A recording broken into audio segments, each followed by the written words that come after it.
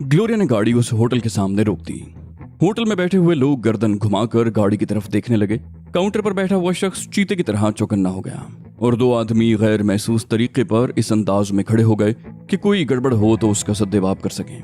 वो मनशियात फरोशों और जुराइम पेशा अफराद का इलाका था। वो लोग तो अपने साय से भी भड़कते थे। ऐसे इलाके में कोई दमकती हुई शानदार गाड़ी पहुंच जाए तो उनका रद्द अमल कुछ भी हो सकता था। मैंने दबी आवाज में ग्लोरिया से कहा, यहाँ आना था तो गाड़ी कुछ फासले पर अंधेरे में छोड़ देती। ग्लोरिया ने आहिस्ता से कहा, इस तरह हमारे लिए मजीद दुश्वारियां खड़ी हो जाती। वो ठीक कह रही थी। गाड़ी कहीं भी होती, कादिर बख्श के आदमियों की नजर में आ जाती। फिर शायद हम लोग उतरते ही धर लिए जाते। वहां अचानक सब कुछ गोया साकित सा हो गया। रिकॉर्डिंग बंद हो गई। लोग अपनी बातें छोड़कर गाड़ी की तरफ मुतवज्जे हो गए। उन्हें पहला ख्याल यही आया कि गाड़ी में कोई पुलिस का अफसर है। ग्लोरिया ने इंजन बंद किया और गाड़ी से नीचे उतर गई। मैं भी गाड़ी से बाहर आ गया। ग्लोरिया को देखकर वो सब पुरसुकून हो गए। फिर एक आदमी तेजी से आगे आया और टूटी फूटी इंग्लिश में बोला, हशीश मैडम। ग्लोरिया ने नफी में गर्दन हिलाई और बावकार और तहक्कुमाना अंदाज में बोली, मुझे फौरी तौर पर कादिर बख्श से मिलना है। उस शख्स ने उल्लुओं की तरह आंखें घुमाई और फिर सर घुमाकर काउंटर वाले से बोला, अरे हम लोगों की समझ में तो कुछ नहीं आया। ये पता नहीं अंग्रेजी में क्या बोलता है, बस दादा का नाम ही समझा है। मैंने आगे बढ़कर उसकी मुश्किल हल कर दी।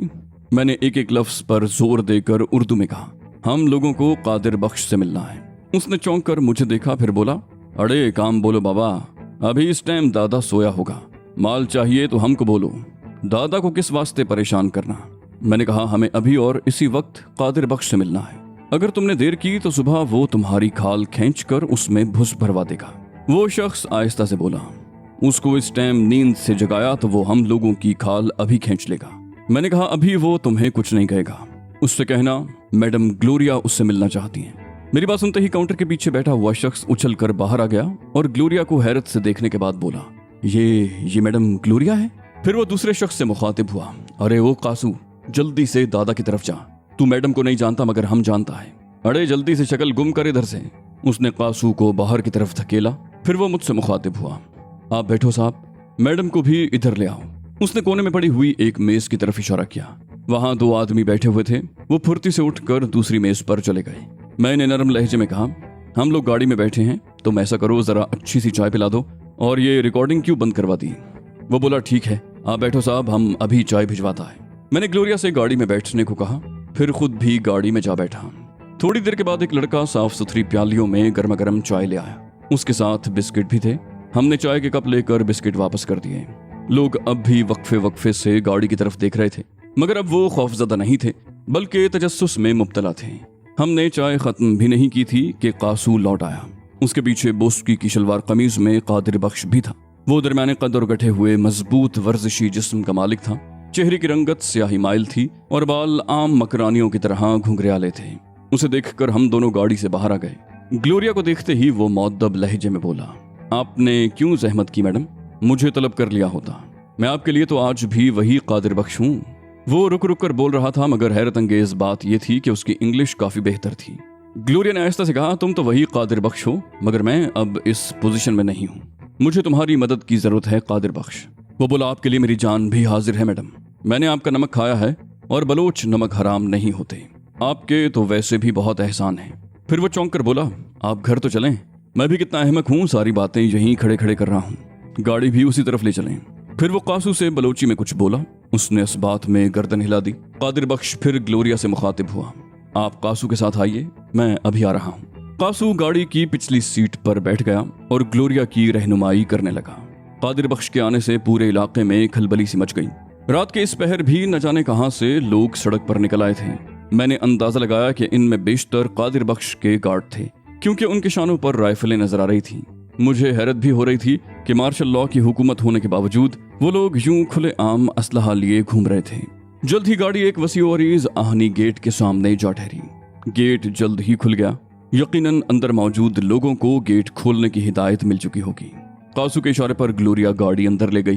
वो खासा वसी और अरीज अहाता था। वहां 2 ट्रक और एक टोयोटा जीप पहले से मौजूद थी। कुछ फासले पर 2 मंजिला इमारत थी। कादिर बख्श पहले से हमारे इस्तकबाल के लिए खड़ा था। अहाते के मुख्तलिफ गोशों में मुसल्ला मुहाफिज थे। ग्लोरिया ने सरसरी अंदाज में इर्द गिर्द का जायजा लिया, फिर आहिस्ता से बोली, कादिर बख्श ने अपने कदम खूब जमा लिए हैं। थोड़ी देर बाद हम कादिर बख्श के पुरतकल्लुफ ड्राइंग रूम में बैठे हुए कॉफी पी रहे थे। कादिर बख्श बिछा जा रहा था। लगता था कि वो ग्लोरिया से बहुत ज्यादा मरूब है। मेरी तरफ उसने एक दफा भी नहीं देखा था। कादिर बख्श ग्लोरिया से मुखातिब हुआ, अब बताइए आपको क्या परेशानी है? ग्लोरिया ने कहा, परेशानियां हैं। पुलिस और दूसरी खुफिया एजेंसीज के साथ साथ अपने लोग भी दुश्मन हो रहे हैं। फिर उसने मेरी तरफ इशारा किया, बोली, ये कामरान है। कादिर बख्श ने कहा, मैं जानता हूं मैडम, मैं पहले भी इनसे मिल चुका हूं। उसने मुस्कुरा कर मेरी तरफ देखा, फिर बोला, इन्होंने तो बहुत नाम कमाया है, अखबारों ने इनके बारे में बहुत कुछ लिखा है। ग्लोरिया ने कहा, मगर एक बात तुम नहीं जानते, इन्हें धोखे से यहाँ बुलाया गया है और अब हुकूमत इन्हें गिरफ्तार करने के दर पे है। कादिर बख्श घबरा कर खड़ा हो गया, बोला, खुफिया एजेंसियों के लोग इनका पीछा करते हुए यहाँ तक भी आ गए होंगे। ग्लोरिया तंजिया लहजे में बोली, अगर तुम खौफजदा हो तो हम यहाँ से चले जाते हैं। कादिर बख्श ने कहा, खौफजदा? कादिर बख्श और खौफजदा? नहीं मैडम, आप गलत समझ रही हैं। मुझे तो ये परेशानी है कि अगर कोई वाकई आपका पीछा करता हुआ यहाँ तक आ गया है तो उसका कोई माकूल बंदोबस्त करना चाहिए। फिर वो दरवाजे की तरफ बढ़ते हुए बोला, मैं अभी आता हूँ। उसके जाने के बाद मैंने ग्लोरिया से कहा, कहीं ये हमें डबल क्रॉस न कर दे। मैंने सिर्फ अपना खदशा जाहिर किया था। मुझे यकीन था कि कादिर बख्श ऐसा नहीं करेगा। ज़ेरे ज़मीन दुनिया से ताल्लुक़ रखने वाले उमूमन ऐसा नहीं करते। ग्लोरिया ने कहा, मुझे उम्मीद तो नहीं कि कादिर बख्श ऐसा करेगा। इसने काफ़ी अरसा मेरे साथ काम किया है, मैं इसे बहुत अच्छी तरह समझ गई हूँ। उसी वक्त कादिर बख्श वापस आ गया और बोला, मैंने आदमियों को भेज दिया है, आसपास कोई मशकूक आदमी हुआ तो उससे निमट लेंगे। फिर वो कुछ तवक्कुफ के बाद बोला, मैंने आप लोगों के लिए कमरे भी खुलवा दिए हैं, आराम करें, सुबह बात होगी। ग्लोरिया ने कुछ सोचते हुए कहा, एक मिनट, हमारा एक साथी जख्मी है, मैं चाहती हूं कि। कादिर बख्श ने कहा, मैं उसे भी यहीं ले आता हूं, मुझे बताइए वो कहाँ है। ग्लोरिया ने कहा, वो कभी तुम्हारे साथ नहीं आएगा, वो इस वक्त अपने स्वाय से भी डरता है। कादिर बख्श ने कहा, फिर जैसे आप कहें। मैंने कहा, मेरा ख्याल है कि मैं चला जाऊं। ग्लोरिया ने नफी में सर हिलाते हुए कहा, नहीं कामरान, वहां जाने में तुम्हारे लिए ज्यादा खतरा है। कुछ लोगों को उस जगह का इल्म भी है, इस बात का इम्कान है कि वो लोग तुम्हारी ताक में बैठे हों। मैं कादिर बख्श को साथ लेकर वहां चली जाऊंगी। मैंने कहा, मगर तुम्हें तो उस जगह का इल्म नहीं है। ग्लोरिया हंसकर बोली, ये कोई प्रॉब्लम नहीं है, तुम जानते हो ना, तुम मुझे रास्ता समझा दो। आखिर ग्लोरिया के इसरार पर मैंने उसे अच्छी तरह वहां का पता समझा दिया। वो तो उसी वक्त जाना चाह रही थी, मगर मैंने उसे रोक लिया। सुबह होने में ज्यादा देर नहीं थी। मैंने उससे कहा कि तुम यहाँ से 1 घंटे के बाद निकलना। कादिर बख्श के इलाके पर वैसे भी पुलिस की नजर थी, क्योंकि वो इलाका जुराइम का गढ़ था। मैं और ग्लोरिया बातें करते रहे। उसने कादिर बख्श से कहा था कि उस वक्त तक तुम अपनी नींद पूरी कर लो। इस दौरान मैंने 2 दफा कॉफी पी। मुसलसल बेख्वाबी और भाग दौड़ से मेरा जिस्म टूट रहा था, मगर नींद नहीं आ रही थी। बस जहन बिल्कुल खाली होकर रह गया था। एक मुलाजिम नुमा शख्स कॉफी के खाली बर्तन उठाने आया तो ग्लोरिया ने उससे पूछा, कादिर बख्श कहाँ है?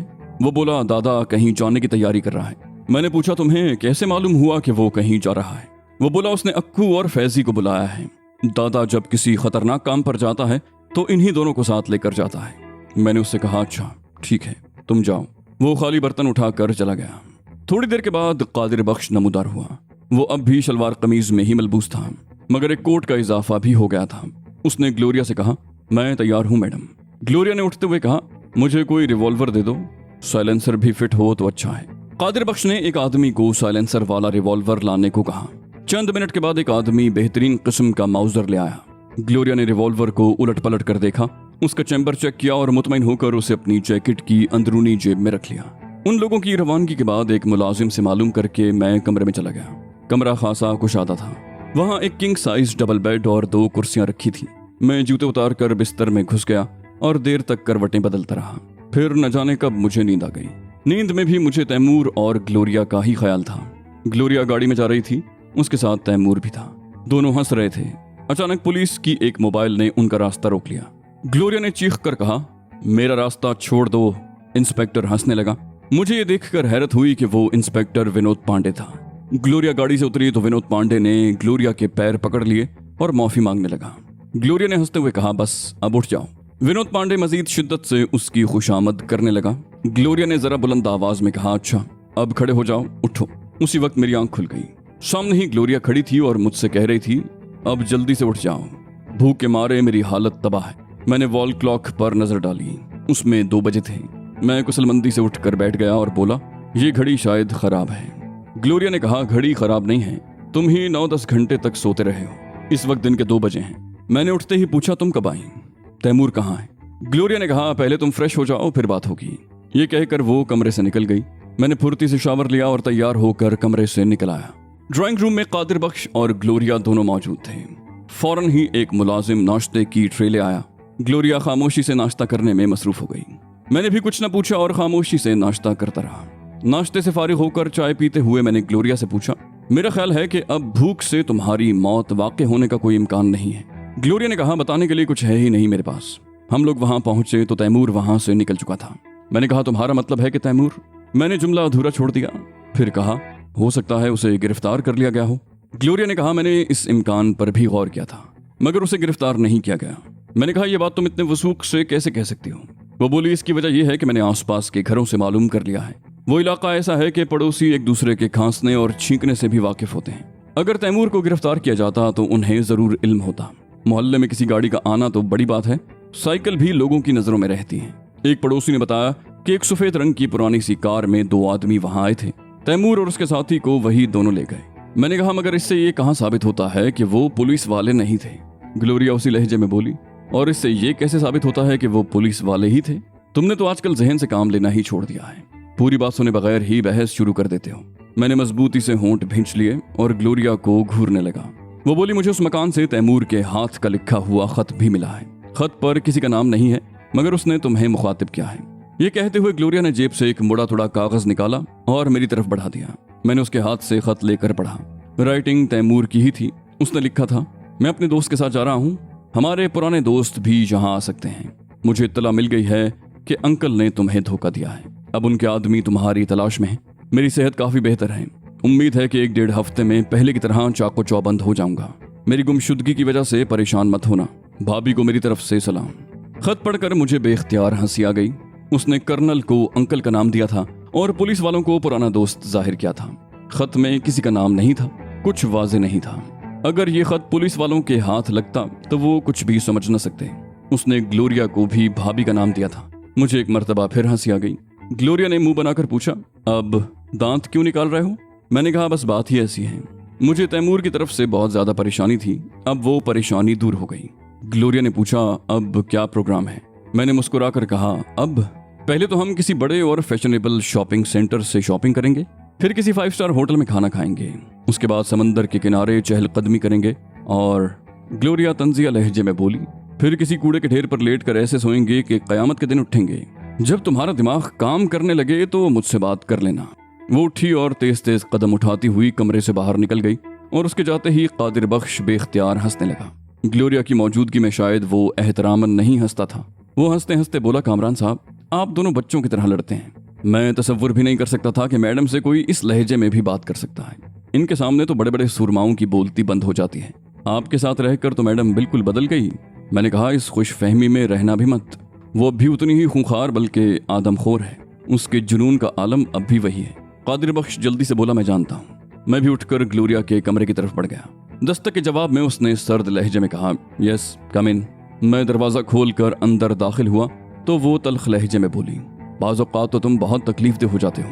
क्या जरूरत थी कादिर बख्श के सामने इस किस्म की गुफ्तगू करने की? मैंने कहा, बहुत से काम बिला जरूरत भी किए जाते हैं। मैं मुस्कुराया, फिर बोला, खैर छोड़ो, मेरी कोई बात बुरी लगी है तो मैं माजरत चाहता हूँ। मैं एकदम संजीदा हो गया।